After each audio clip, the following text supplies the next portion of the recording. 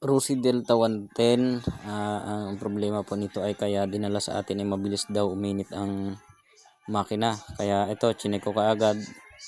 Kasi pag pinapaandar, sobrang bilis uminit ng head niya. Kaya ang chinek agad natin dito ay ang kanyang oil pump roller. Yan. Hindi na sumasabit do sa timing chain. Kaya hindi na umiikot, hindi na nagpa-function yung kanyang oil pump. At yan, bago nga pala natin yan na makalas ay kinalas muna natin sa clutch side para makalas natin yung nut, mapihit natin at mabunot natin yung nasira. At ayan, napalitan ko na, na-check.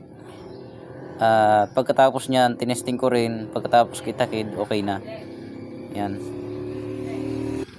Ang nagiging ano kasi niyan, cause ay pag hindi natin yan naayos ay pwedeng masira lahat yung isang set ng ating cylinder head tsaka cylinder block, kasi hindi makakapasok sa ibabaw ang langis pag yan ay napabayaan nating sira. Ano po?